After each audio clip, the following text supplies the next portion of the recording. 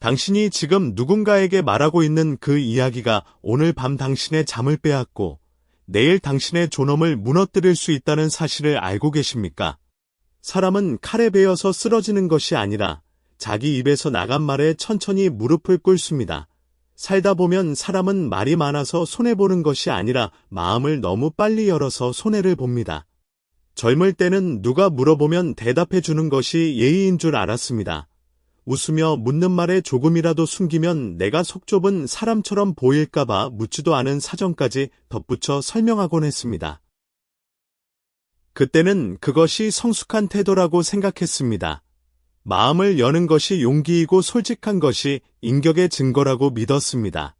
그런데 세월이 흐르고 수많은 사람을 만나고 헤어지고 다시 만나는 과정을 반복하면서 조금씩 깨닫게 됩니다. 모든 질문이 관심은 아니고 모든 친근함이 진심은 아니며 모든 대답이 관계를 좋게 만드는 것도 아니라는 것을요. 이 깨달음은 책에서 배우는 것이 아닙니다. 몸으로 부딪히고 마음에 멍이 들고 밤에 혼자 누워서 천장을 바라보며 후회하는 시간을 수없이 겪은 뒤에야 비로소 피부로 느끼게 되는 것입니다. 사람 마음을 서늘하게 하는 질문은 되게 날카롭게 들어오지 않습니다. 오히려 아주 부드럽게 들어옵니다. 마치 솜으로 감싼 바늘처럼 처음에는 포근한 줄 알았는데 나중에야 찔렸다는 것을 알게 됩니다. 모임 자리에서 누군가가 밥을 한 숟가락 뜯어 말고 요즘 자식들은 잘해하고 묻습니다. 이웃이 엘리베이터 안에서 웃으며 집은 아직 그대로 살지 혹시 옮길 생각 없어 하고 묻습니다.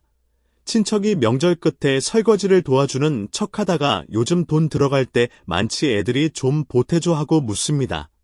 그 순간에는 별말 아닌 것 같습니다. 식탁 위에 놓인 평범한 반찬 같고 계절이 바뀔 때 나누는 인사말 같습니다. 하지만 집에 돌아와 불을 끄고 누우면 이상하게 마음 한쪽이 찝찝합니다. 내가 왜 그렇게까지 말했을까? 왜 굳이 우리 집 사정을 풀어놓았을까? 그 사람이 정말 걱정해서 물은 걸까 하는 생각이 늦게 밀려옵니다. 마치 파도가 물러간 뒤에야 모래 위에 남겨진 자국을 발견하는 것처럼 질문의 흔적은 시간이 지나야 선명해집니다. 이런 고통은 이름 붙이기 어렵습니다. 누가 대놓고 욕을 한 것도 아니고 싸운 것도 아니고 큰 일이 난 것도 아닙니다. 그런데 묘하게 내 집의 문이 살짝 열린 느낌이 듭니다. 내 마음의 서랍 하나가 남의 손에 닿은 것 같고 내가 지켜야 할 것을 너무 쉽게 내준 것 같은 기분이 남습니다. 이 느낌은 배신당한 분노와는 다릅니다. 차라리 분노는 방향이 있어서 상대를 향해 화를 내면 어느 정도 해소가 됩니다. 그러나 이 기분은 방향이 나 자신을 향해 있습니다.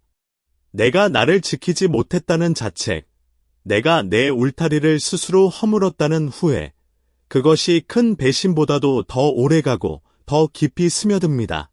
사람은 그런 작은 허술함에서 오래 상처를 받습니다. 누군가에게 크게 당한 기억은 시간이 지나면 희미해지기도 하지만 내가 나를 지키지 못했다는 느낌은 이상하게도 세월이 지나도 선명하게 남아 마음 한구석에서 계속 작은 소리로 말합니다. 왜 그때 입을 다물지 못했을까 하고요. 우리는 오래도록 이런 생각을 믿고 살았습니다. 친하게 지내려면 솔직해야 한다. 숨기는 것이 많으면 사람이 답답해 보인다. 묻는 말에 대답 안 하면 관계가 어색해진다. 이런 믿음은 어린 시절부터 뿌리를 내렸습니다. 학교에서도 집에서도 솔직한 아이가 착한 아이였고 비밀이 많은 아이는 어딘가 믿음이 가지 않는 아이처럼 여겨졌습니다. 그래서 우리는 성인이 되어서도 그 습관을 버리지 못합니다. 누가 물으면 대답하고 대답이 짧으면 불안해지고 상대의 표정이 조금이라도 서운해 보이면 더 많은 말을 보태어 분위기를 맞추려 합니다. 물론 정직함은 귀한 것입니다. 하지만 정직함과 노출은 다릅니다. 진심과 무방비는 다릅니다. 좋은 사람이라고 해서 내 집안의 모든 사정을 알 권리가 생기는 것은 아닙니다. 정직은 거짓을 말하지 않는 것이지 모든 진실을 다 꺼내놓는 것이 아닙니다. 의사가 환자에게 모든 의학 지식을 한꺼번에 쏟아붓지 않듯이 사람과 사람 사이에도 때와 상황과 상대에 맞는 말의 깊이가 있습니다. 가까운 사람이라도 넘지 말아야 할 문턱이 있고 웃으며 다가오는 사람이라도 들여보내면 안 되는 방이 있습니다. 집에 비유하면 이렇습니다. 누군가 방문했을 때 거실까지는 안내할 수 있습니다. 차를 내오고 과일을 놓고 가벼운 이야기를 나눌 수 있습니다. 하지만 안방 서랍을 열어 보여줄 필요는 없습니다. 옷장 안쪽을 보여줄 의무도 없고 금고 비밀번호를 알려줄 이유는 더더욱 없습니다. 사람의 마음도 집과 같습니다. 거실에 해당하는 이야기가 있고 안방에 해당하는 이야기가 있고 절대 열어서는 안 되는 금고에 해당하는 이야기가 있습니다. 문제는 부드러운 질문이 이 경계를 무너뜨린다는 것입니다. 사람이 친한 척하며 집안일을 캐물을 때 그 말의 겉모습만 보면 안 됩니다. 그냥 궁금해서 걱정돼서 우리 사이에 뭘 숨겨 이런 말은 참 따뜻하게 들리지만 때로는 경계를 무너뜨리는 가장 쉬운 문장입니다. 마치 나무 문을 부수는 것은 도끼가 아니라 문고리를 살며시 돌리는 손이듯이 가장 위험한 침입은 소리 없이 이루어집니다. 진짜 걱정하는 사람은 묻는 방식부터 다릅니다. 상대가 말하기 불편해하면 물러날 줄 압니다. 표정이 굳어지면 멈출 줄 압니다.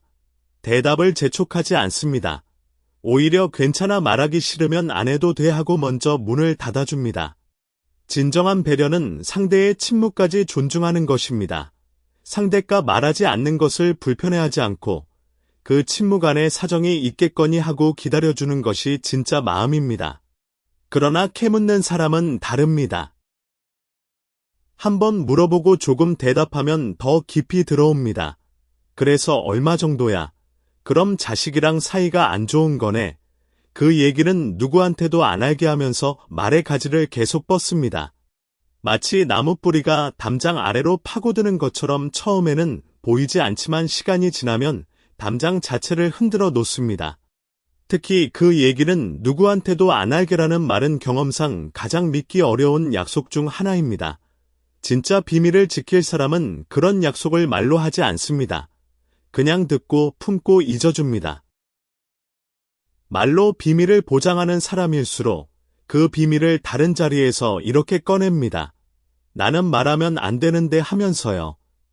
여기서 중요한 것은 그 사람이 나쁜 사람인지 아닌지를 당장 판결하는 것이 아닙니다. 사람을 의심하며 살라는 뜻도 아닙니다. 세상에는 순수한 호기심으로 묻는 사람도 있고 정말 걱정이 되어서 묻는 사람도 있습니다. 다만 내 입에서 나간 말은 다시 돌아오지 않는다는 사실을 아는 것이 중요합니다. 화살은 한번 시위를 떠나면 다시 활로 돌아오지 않습니다. 말도 마찬가지입니다. 한번 입 밖으로 나간 말은 내 통제를 벗어납니다. 특히 집안일은 한번 밖으로 나가면 내 뜻과 다르게 모양이 바뀝니다. 내가 조심스럽게 말한 걱정이 남의 입에서는 불쌍한 사정이 되고 내가 잠깐 털어놓은 갈등이 남의 기억 속에서는 우리 집의 약점이 되며 내가 아직 결정하지 않은 계획이 어느새 소문처럼 굴러다닐 수 있습니다. 이것은 전화기 놀이와 같습니다. 처음 사람이 속삭인 말이 10사람을 거치면 완전히 다른 말이 되어 돌아오듯이 내 집안 이야기도 사람의 입을 거칠 때마다 조금씩 왜곡되고 과장되고 단순화됩니다. 내가 요즘 좀 빠듯해요라고 한 말이 3사람을 거치면 그 집 형편이 많이 어렵대가 되고 5사람을 거치면 거의 파산 직전 일해가 될 수 있습니다. 과장처럼 들리지만 실제로 이런 일은 우리 주변에서 수없이 일어납니다. 그래서 나이 들수록 필요한 것은 말주변이 아니라 멈추는 힘입니다. 누가 웃는다고 해서 바로 대답하지 않는 힘. 웃는 얼굴을 보았다고 해서 내 속까지 꺼내 보이지 않는 힘. 분위기가 어색해질까봐 나를 헐갑에 설명하지 않는 힘입니다. 이 힘은 근육처럼 하루아침에 생기지 않습니다. 수많은 후회의 밤을 거치고 내가 한 말 때문에 마음이 무거웠던 아침을 여러 번 맞이한 뒤에야 조금씩 길러지는 힘입니다. 처음에는 어색합니다. 상대의 질문에 짧게 대답하고 더 이상 말을 잇지 않으면 공기가 잠시 멈추는 것 같습니다. 그 침묵이 불편해서 다시 입을 열고 싶은 충동이 올라옵니다. 하지만 그 충동을 한 번, 2번 견디다 보면 놀라운 것을 발견합니다. 내가 말하지 않아도 관계는 무너지지 않는다는 것을요. 오히려 내가 덜 말했을 때 상대가 나를 더 조심스럽게 대하는 경우가 많다는 것을요. 이것은 까다로워지는 것이 아닙니다. 세상을 미워하게 되었다는 뜻도 아닙니다. 오히려 사람을 더 오래 겪어보고 관계의 무게를 조금 더 알게 된 사람만이 갖게 되는 조용한 지혜입니다. 앞으로는 누가 친한 척하며 집안일을 물을 때 먼저 마음속으로 한 박자 쉬어도 됩니다. 그 한 박자가 내 삶의 울타리를 지켜주는 시간입니다. 대답을 잘하는 사람보다 대답하지 않아도 흔들리지 않는 사람이 더 단단합니다. 모든 질문 앞에서 문을 열 필요는 없습니다. 어떤 문은 닫혀 있을 때 집이 더 평안합니다. 그리고 어떤 말은 끝까지 내 안에 남겨둘 때 내 품위도 함께 남습니다. 이제 돈 이야기에 대해 깊이 생각해 보겠습니다. 돈은 단순한 숫자가 아닙니다. 돈은 내가 이른 새벽에 일어나 출근했던 날들의 합이고 점심을 아껴가며 모았던 시간의 결정이며 가족을 위해 내 욕심을 접었던 수많은 순간의 총합입니다. 그래서 돈 이야기는 가까운 사람 앞에서도 가장 늦게 열어야 하는 문입니다. 사람은 돈을 숫자로만 듣지 않습니다. 그 숫자 안에서 힘을 보고 약점을 보고 기대할 수 있는 몫을 보고 때로는 깔볼 이유까지 찾습니다. 이것이 인간 심리의 불편한 현실입니다. 우리는 모두 공정하고 싶지만 돈 앞에서는 무의식적으로 저울이 작동합니다. 상대의 경제적 위치를 파악하는 순간 마음속에서 미세한 조정이 일어납니다. 그래서 집안의 돈 사정은 내 입에서 나오는 순간 단순한 정보가 아니라 상대가 나를 어떻게 대할지 정하는 기준이 되기도 합니다. 오래 살아보면 알게 됩니다. 돈이 많다고 말해도 편해지지 않고 돈이 없다고 말해도 안전해지지 않습니다. 돈이 많다고 하면 부러움을 사고 그 부러움은 때로 질투로 변하고 질투는 은근한 험담으로 이어집니다. 또는 도움을 요청하는 손길이 늘어나고 거절할 때마다 인색하다는 평가가 따라붙습니다. 반대로 돈이 없다고 하면 동정의 시선이 따라오고 그 동정은 때로 무시로 변합니다. 모임에서 의견을 내도 무게가 실리지 않고 무언가를 결정하는 자리에서 자연스럽게 배제됩니다. 어느 쪽이든 너무 자세히 말하는 순간 내 삶은 남의 계산 위에 올라갑니다. 모임에서 누군가가 아무렇지 않게 묻습니다. 요즘 연금은 얼마나 나와? 자식들이 생활비 좀 보태줘. 집값 많이 올랐지. 말투는 가볍습니다. 웃음도 섞여 있습니다. 마치 날씨를 묻는 것처럼 자연스럽게 던지는 말입니다. 그런데 그 질문은 결코 가볍지 않습니다. 날씨는 누가 알아도 내 삶에 영향이 없지만 내 연금 액수는 다릅니다. 내 저축 규모는 다릅니다. 내 빚의 유무는 다릅니다. 연금이 얼마인지 저축이 얼마나 있는지, 빚이 있는지, 자식에게 도움을 받는지, 반대로 자식을 도와주는지 이런 말들은 모두 집안의 기둥과 벽을 보여주는 말입니다. 처음에는 그냥 대화처럼 시작되지만 그 끝에는 비교와 판단이 따라붙기 쉽습니다. 돈 이야기를 듣는 사람의 마음은 생각보다 복잡합니다. 정말 걱정해서 묻는 사람도 있지만 어떤 사람은 그 말을 듣고 속으로 위치를 정합니다. 저 집은 여유가 있구나, 저 사람은 돈이 부족하구나, 저 정도면 좀 빌려달라고 해도 되겠네, 저렇게 사니까 자식에게 기대는구나 하고 말이죠. 이런 판단은 의식적으로 하는 것이 아닙니다. 사람의 뇌는 정보를 받으면 자동으로 분류하고 평가합니다. 그것이 인간의 본능입니다. 그래서 문제는 상대의 성품이 아니라 정보 자체가 가진 힘입니다. 내가 건넨 돈 이야기는 상대의 마음속에서 여러 갈래로 해석됩니다. 나는 그저 편하게 말했을 뿐인데 상대는 내 형편을 근거로 부탁을 만들고 비교를 만들고 소문을 만들기도 합니다. 특히 자식과 돈이 엮인 이야기는 더 조심해야 합니다. 큰아들이 조금씩 보내줘요, 딸이 집 살 때. 우리가 좀 보태줬어요. 아직 막내 빚을 같이 갚고 있어요.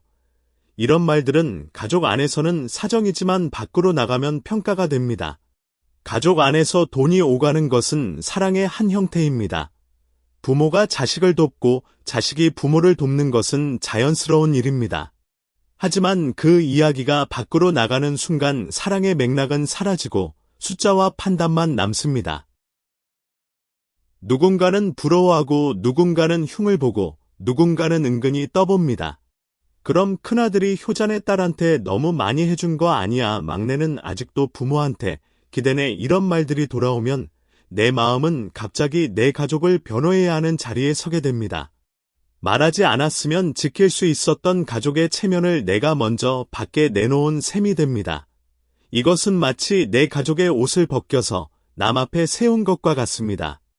가족은 서로의 부족함을 알면서도 덮어주는 관계인데 내가 그 덮개를 먼저 걷어버린 것입니다.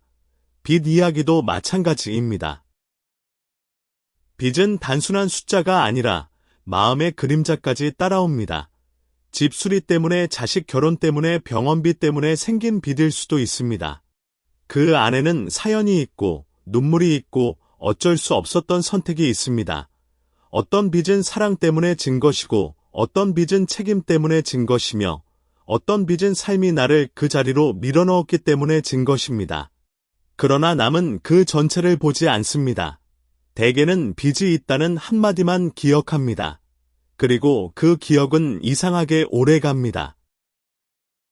마치 옷에 묻은 얼룩처럼 내가 아무리 깨끗하게 세탁해도 한 번 본 사람의 눈에는 그 자리가 계속 보이는 것과 같습니다. 내가 아무리 성실히 갚아나가도 상대 마음 속에는 한동안 형편이 어려운 사람이라는 이름표가 붙을 수 있습니다. 돈 이야기를 너무 쉽게 하면 감정적 후유증도 큽니다. 누가 나를 다르게 보는 것 같고 괜히 부탁을 거절하기 어려워지고 작은 선물 하나를 주고받을 때도 상대가 내 주머니 사정을 아는 것 같아 마음이 불편해집니다. 가끔은 내가 가진 것 때문에 미안해지고 없는 것 때문에 초라해집니다. 모임에서 밥값을 낼 때도 상대가 내 형편을 알고 있다는 사실이 부담이 됩니다. 선물을 고를 때도 너무 좋은 것을 사면 여유 있다더니 하는 시선이 느껴지고 소박한 것을 사면 역시 형편이 그렇구나 하는 시선이 느껴집니다. 이 모든 것이 내가 돈 이야기를 꺼낸 순간부터 시작된 것입니다. 이것이 돈 이야기가 무서운 이유입니다. 돈은 입 밖으로 나가면 내 손을 떠나지만 그 말이 만든 시선은 오래 내 곁에 남습니다. 그러니 누가 돈을 물을 때는 바로 대답하지 않는 것이 좋습니다. 무례하게 끊을 필요는 없습니다. 차갑게 얼굴을 굳힐 필요도 없습니다. 그저 부드럽게 문을 닫으면 됩니다. 그냥 큰 걱정 없이 맞춰 살고 있어요. 돈 이야기는 해도 끝이 없지요. 사는 집마다 다 자기 형편이 있는 거니까요. 요즘은 조용히 줄여가며 지내는 게 제일 편해요. 이런 말은 상대를 공격하지 않으면서도 더 들어오지 못하게 합니다. 말은 순하지만 선은 분명합니다. 마치 정원의 울타리가 꽃으로 덮여 있어서 예뻐 보이지만 그 안으로 함부로 들어갈 수는 없는 것과 같습니다. 돈에 대해 입을 다무는 것은 가난해서도 아니고 숨길 것이 많아서도 아닙니다. 그것은 내 집안의 힘과 약점을 아무 곳에나 펼치지 않겠다는 태도입니다. 돈은 가족의 땀이고 세월이고 견딘 시간입니다. 그것을 누군가의 호기심 앞에 쉽게 올려놓을 이유는 없습니다. 나이가 들수록 돈 자랑도 줄이고 돈 하소연도 줄여야 합니다. 자랑은 시기를 부르고 하소연은 동정을 부르는데 시기도 동정도 내가 원하는 것은 아닙니다. 가진 것을 떠벌리지 않을 때 욕심 많은 시선을 피할 수 있고 부족한 것을 함부로 말하지 않을 때 불필요한 동정을 피할 수 있습니다. 이제부터는 누가 수입을 묻고 저축을 묻고 자식의 도움을 묻더라도 마음속으로 먼저 한 걸음 물러서면 됩니다. 대답을 피하는 것이 아니라 내 삶을 지키는 것입니다. 돈 이야기는 믿을 만한 사람에게도 천천히 해야 하고 믿을 수 없는 사람에게는 끝까지 하지 않는 편이 낫습니다. 집안의 돈 사정은 내 품위의 바깥 장식이 아니라 내 평안의 안쪽 기둥입니다. 기둥은 남에게 보여주기 위해 세우는 것이 아니라 내 집이 흔들리지 않게 버티기 위해 세우는 것입니다. 이제 가족 갈등에 대해 이야기하겠습니다. 가족 갈등은 돈 이야기보다 더 조심해야 합니다. 돈은 숫자로 남지만 가족 갈등은 사람의 얼굴로 남습니다. 돈 이야기가 퍼지면 사람들은 숫자를 기억하지만 가족 갈등이 퍼지면 사람들은 얼굴을 기억합니다.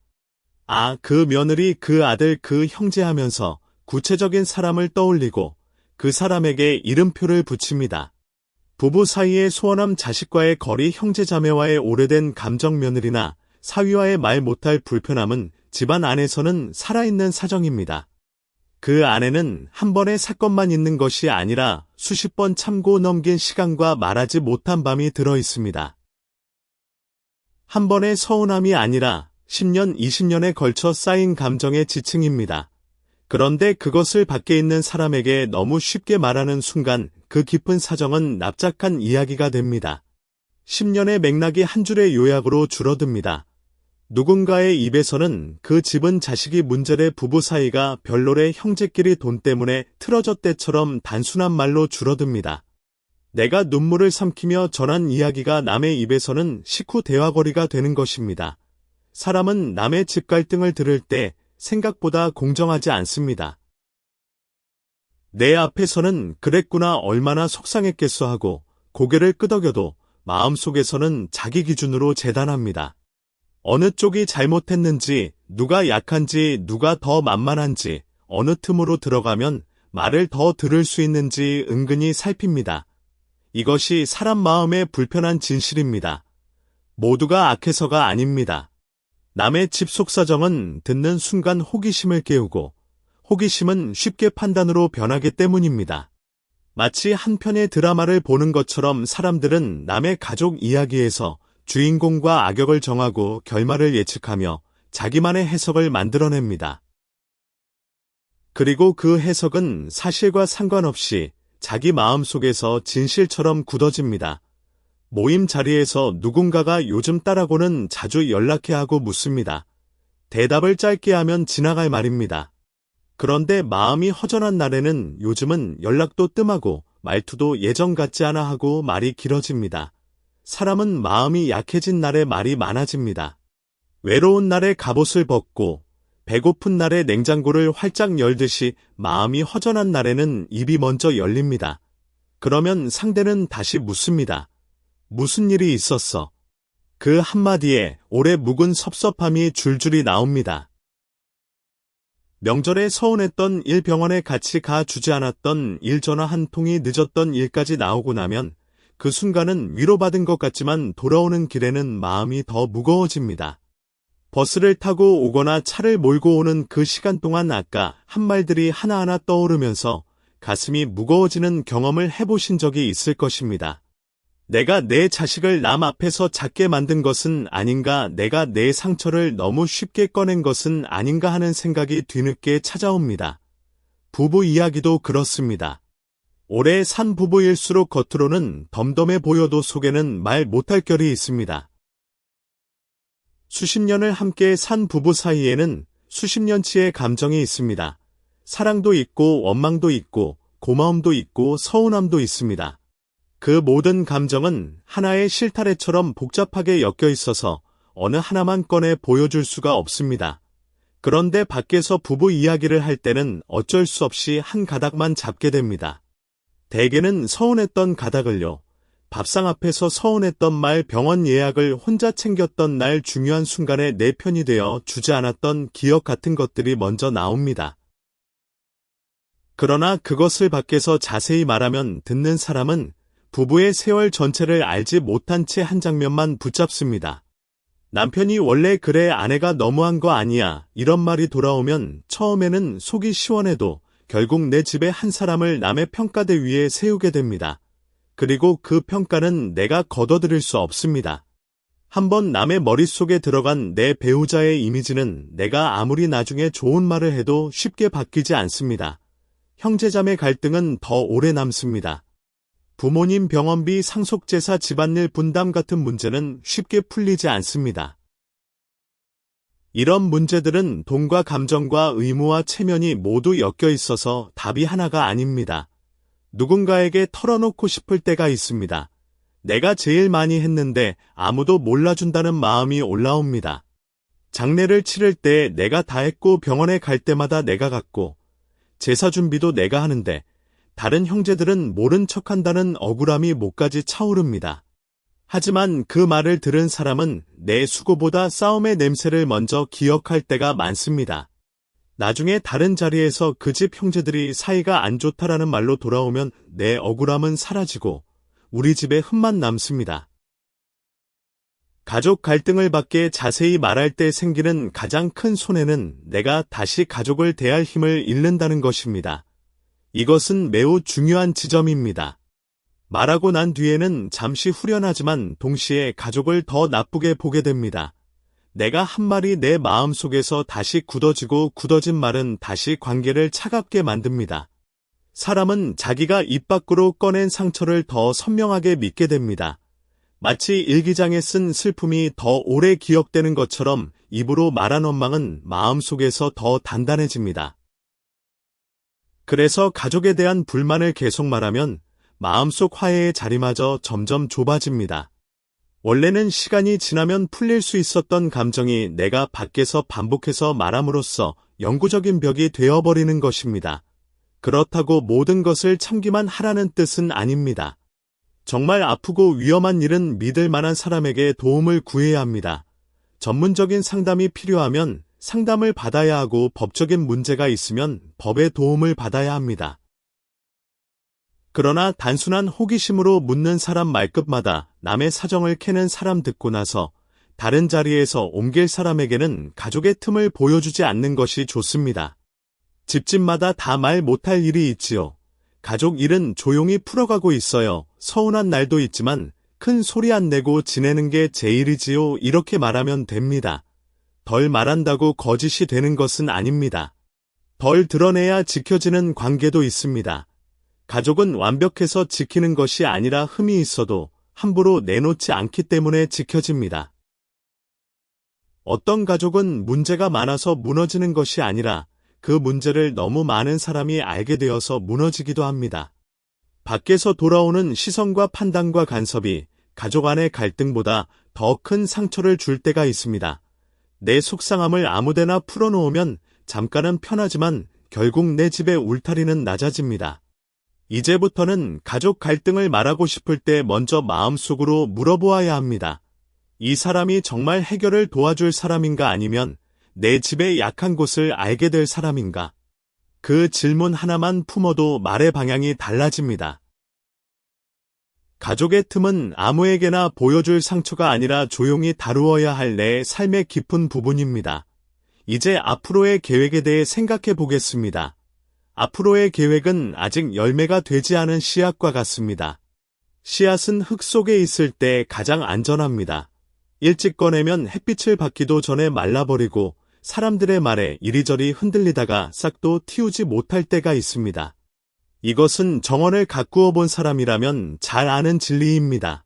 씨앗을 심고 나서 매일 파보는 사람은 없습니다. 흙 속에서 조용히 자라도록 두어야 합니다. 물을 주되 간섭하지 않아야 합니다.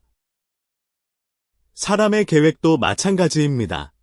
이사 계획 재산 정리 자식에게 해줄 일 노후에 어디서 살지에 대한 생각 병원 문제 생활비를 줄이는 방법 앞으로 누구와 가까이 지내고 누구와 거리를 둘지에 대한 마음까지 이런 것들은 결정되기 전까지 함부로 말하지 않는 편이 좋습니다. 아직 내 안에서도 익어가는 중인 일을 남의 입에 먼저 올리면 내 계획은 내 것이 아니게 됩니다. 사람은 남의 계획을 들으면 가만히 두지 못합니다. 이것은 인간의 본능에 가깝습니다. 좋게 말하면 조언이고 나쁘게 말하면 간섭입니다.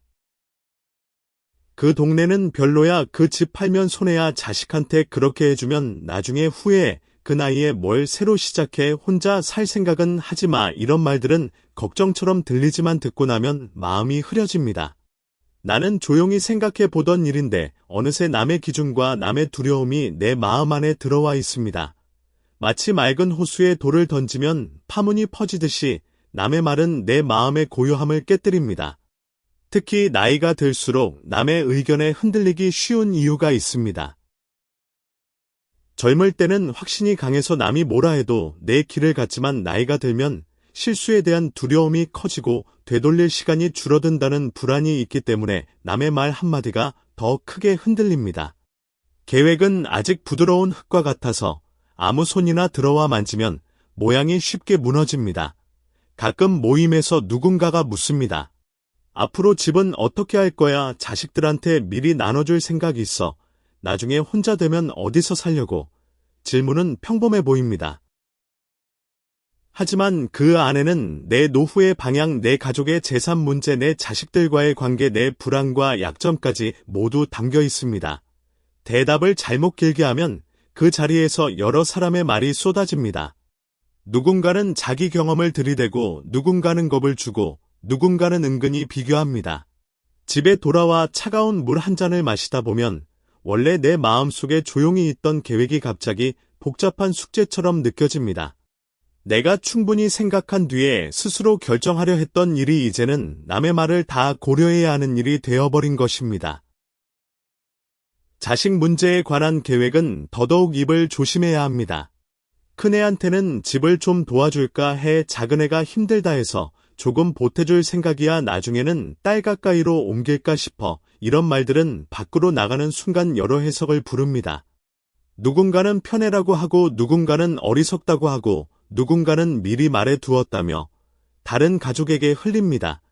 그러면 아직 결정도 안 된 일이 가족 안에서 먼저 파문을 일으킵니다.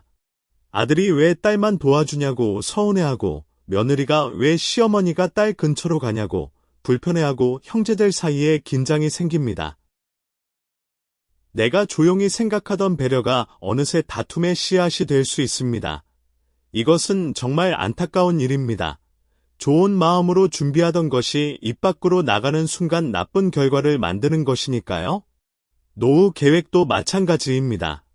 혼자 살지 자식 곁으로 갈지 요양시설을 알아볼지 집을 줄일지 일을 조금이라도 할지 같은 문제는 남이 쉽게 말할 수 있는 일이 아닙니다. 그것은 내 몸의 상태, 내 마음의 기운, 내 경제 형편, 내 가족과의 거리, 내가 견딜 수 있는 외로움까지 모두 합쳐진 결정입니다. 수십 가지 변수가 있고 그 변수들은 매일 조금씩 바뀝니다.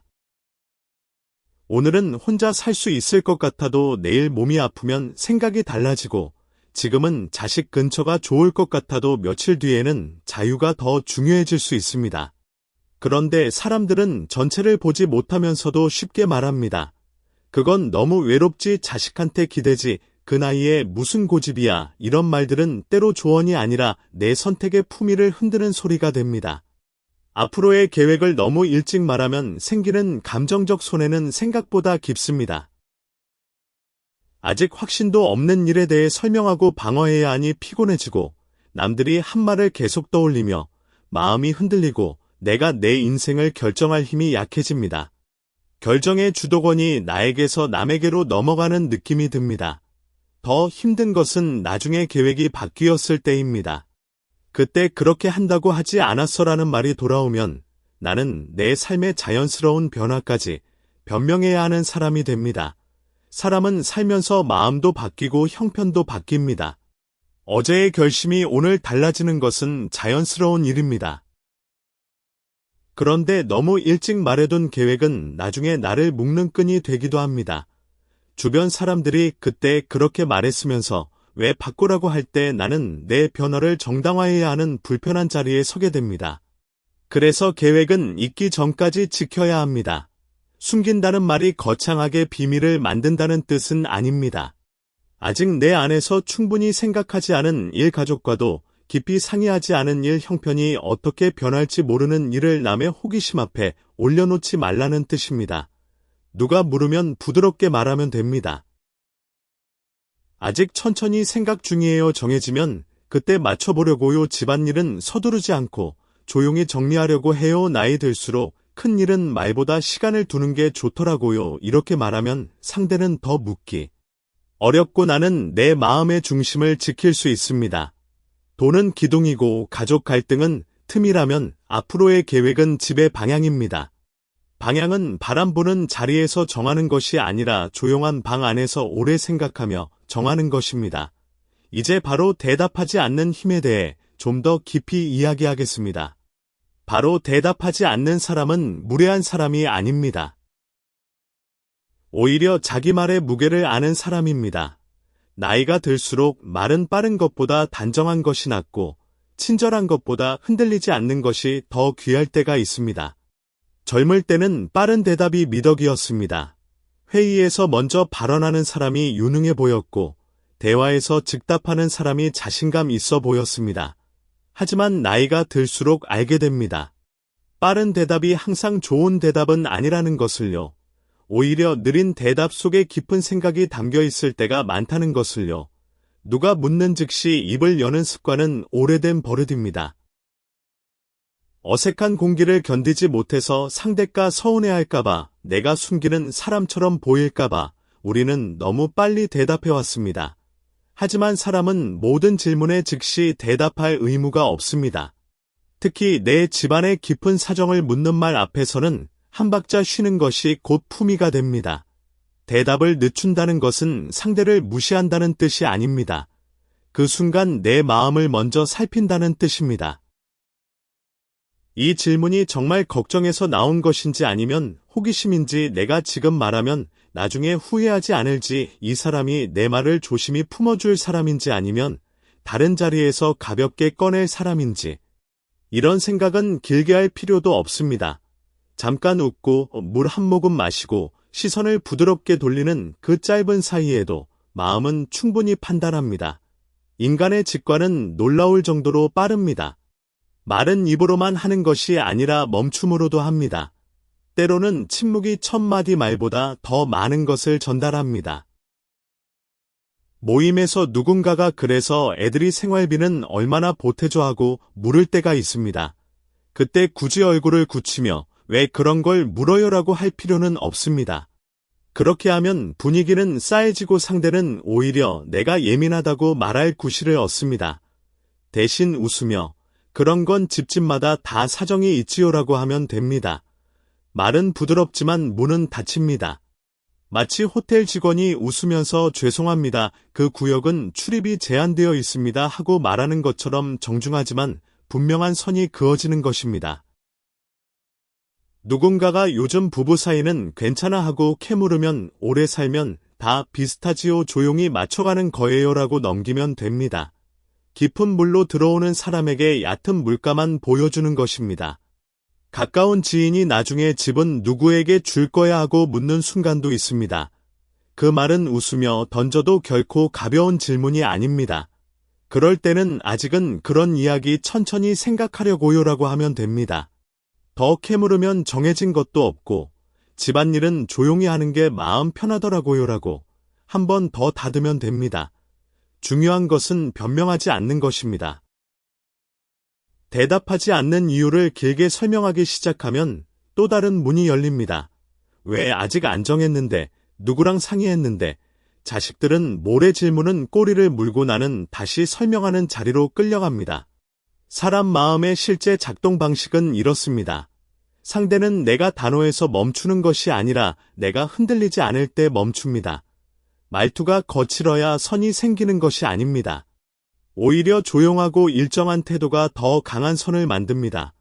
처음에는 더 물어보려던 사람도 내가 같은 온도로 부드럽게 넘기면 더 들어올 틈을 찾지 못합니다.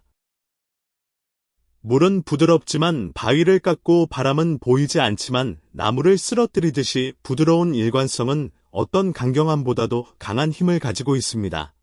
그 이야기는 여기까지라는 말을 직접 하지 않아도 내 태도가 그렇게 말하게 됩니다. 품위 있는 경계는 큰 소리를 내지 않습니다.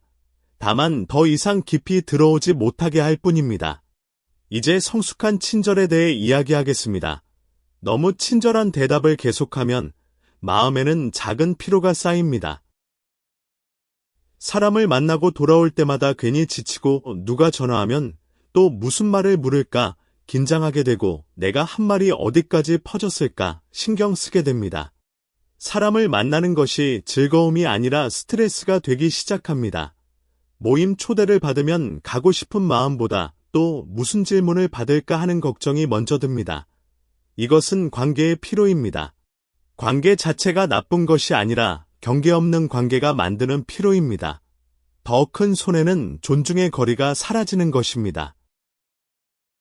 처음에는 친근함이라고 생각했던 것이 어느새 간섭이 되고 걱정이라고 생각했던 말이 판단으로 변합니다. 그때 내가 그렇게 말했잖아라는 한마디가 돌아오면 내가 건넨 말이 나를 묶는 줄이 되어 있었다는 것을 알게 됩니다. 내가 힘들다고 한 말이 나중에 그때 힘들다고 했으니까라는 전제로 돌아오고 내가 고민이라고 한 말이 그때 고민이라고 했으니까라는 근거로 사용됩니다. 내 말이 나를 정의하는 도구가 되어버리는 것입니다.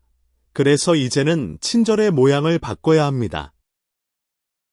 다 말해주는 것이 친절이 아니라 말할 수 없는 것은 차분히 남겨두는 것도 성숙한 친절입니다.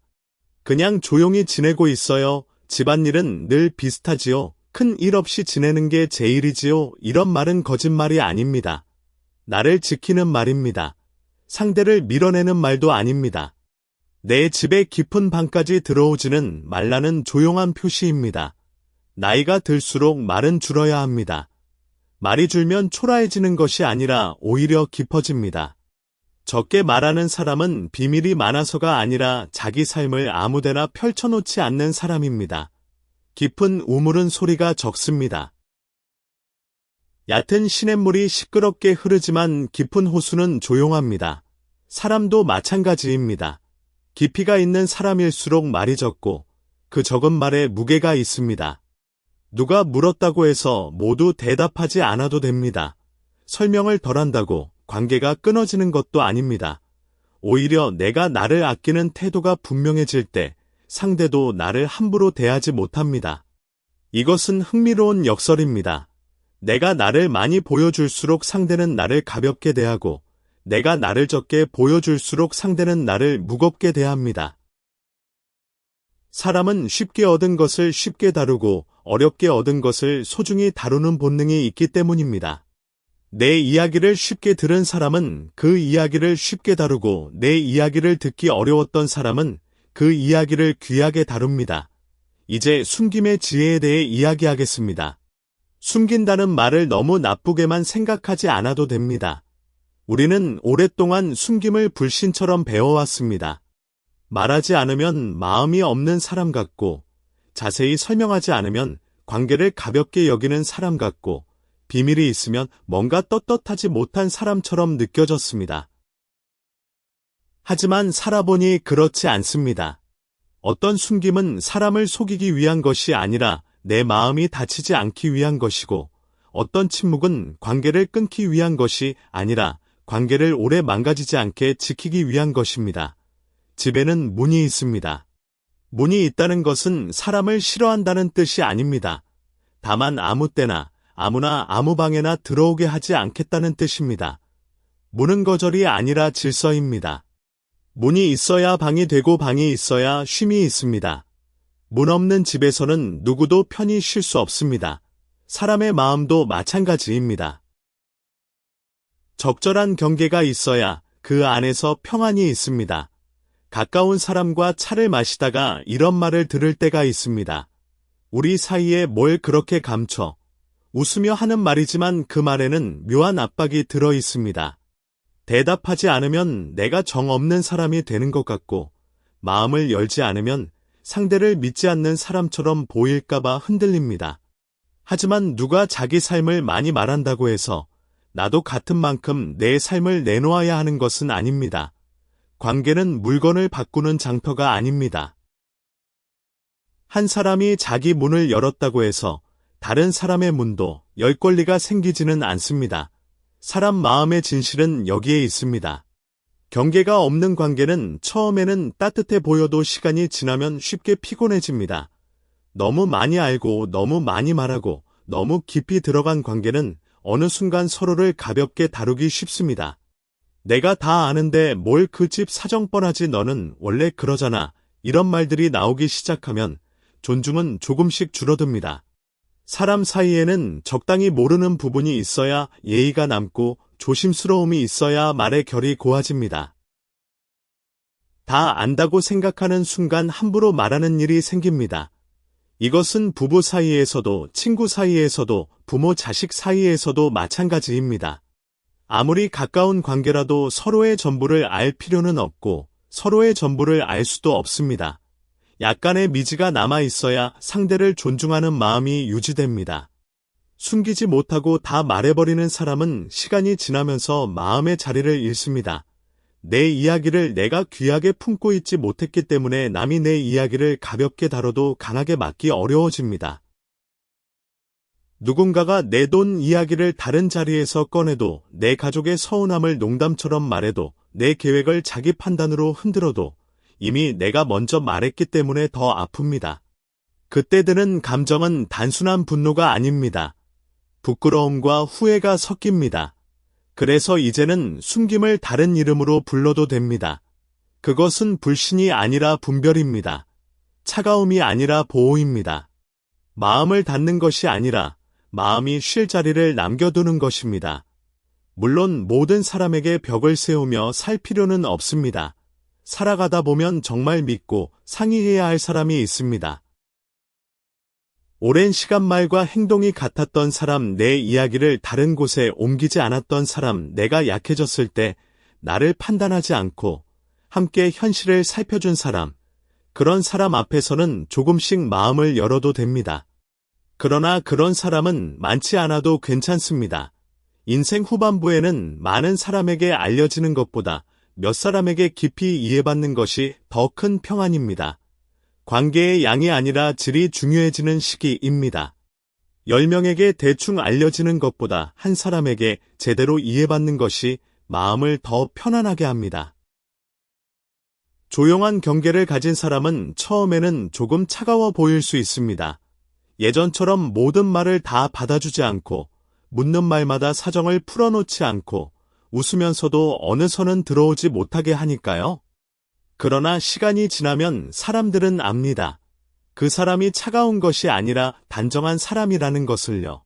쉽게 흔들리지 않고 자기 집안일을 함부로 말하지 않고 남의 호기심 앞에서 자기 삶을 가볍게 펼치지 않는 사람에게는 묘한 무게가 생깁니다. 말이 적어서 허전한 것이 아니라 말이 적기 때문에 더 믿음이 갑니다. 그 사람이 말하면 진짜겠구나 하는 신뢰가 생깁니다. 평소에 말을 아끼는 사람이 하는 한마디는 평소에 말이 많은 사람이 하는 100마디보다 무겁습니다. 나이가 들수록 존중은 큰 소리로 얻는 것이 아닙니다. 많이 설명해서 얻는 것도 아닙니다.